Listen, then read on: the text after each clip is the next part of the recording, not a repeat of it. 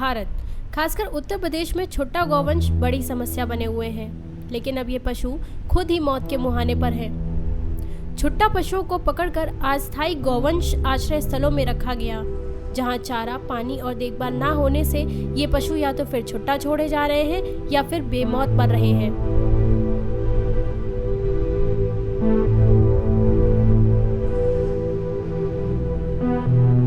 UP में देश के सबसे ज्यादा गाय, भैंस और दूसरे पशु हैं और यूपी में ही छुट्टा पशुओं की समस्या भी काफी गंभीर है।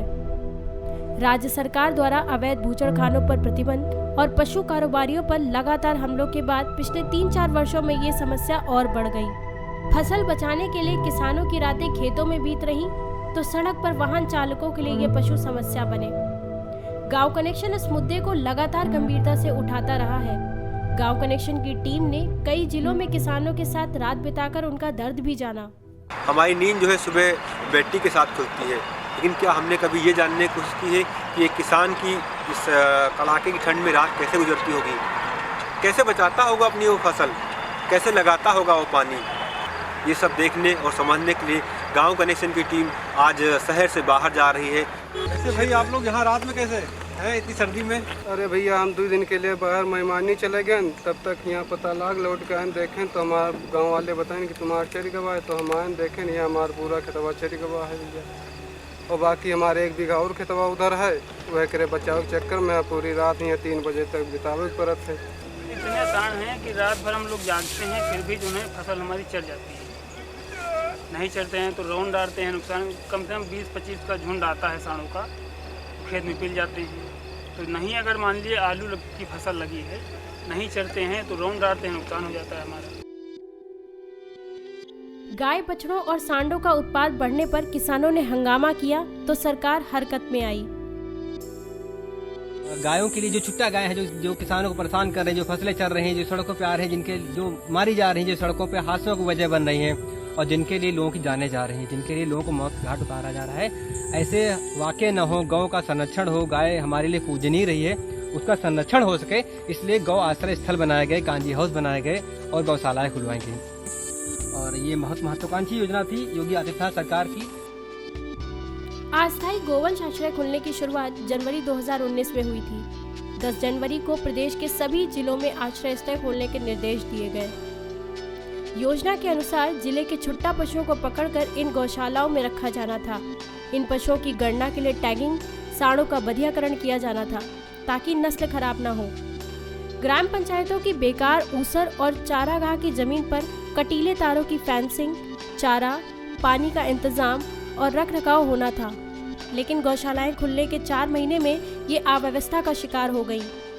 ग्रामीणों के मुताबिक हजारों पशु मर गए और कई जगह उन्हें फिर से छोड़ दिया गया। ये तस्वीरें उत्तर प्रदेश में विधानसभा से करीब 40 किलोमीटर दूर मोहनलालगंज तहसील के उतरावा गांव के गौवंश आश्रय स्थल की हैं। जब ये गौशाला बनी थी तो ग्रामीणों के मुताबिक यहाँ 400 से ज्यादा गौवंश थे, लेकिन जब गांव कनेक्शन की टीम यहाँ पहुंची तो सिर्फ 20 पशु थे, जिनमें से 3 मरने की कगार पर थे और 2 बछड़े सामने मरे पड़े हुए थे। गर्मी और भूख से तड़पकर जमीन पर गिरी गाय जिंदा थी, लेकिन उनकी आंखें निकालकर कौवे खा रहे थे। गौशाला में एक जगह पानी भरा था, वहीं भूसा पड़ा था, लेकिन ना तो कोई छांव का इंतजाम था और ना ही कोई रखवाला। इसमें बहुत हरा गाड़े हैं, हर जगह गाड़े हैं, मर जाते हैं रोज दिन। 4-4, 7-7 दिन खाना नहीं देते हैं, रोज धूप में परेशान मर जाते हैं। कौवा आके खा लेते हैं, ये जगह है वह यही गाड़े कैसे गाड़ते हैं? पशुपालन विभाग द्वारा किए गए सर्वे के मुताबिक 31 जनवरी वर्ष 2019 तक प्रदेश में निराश्रित पशुओं की संख्या 7,33,606 है। विभाग की 30 अप्रैल की रिपोर्ट के मुताबिक 3,21,546 पशुओं को संरक्षित किया गया, यानी बाकी के करीब 3 लाख पशु अभी भी छुट्टा हैं।